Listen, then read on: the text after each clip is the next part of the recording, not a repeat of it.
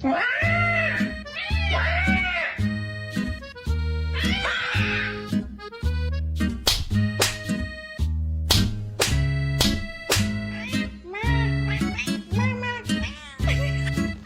two, three.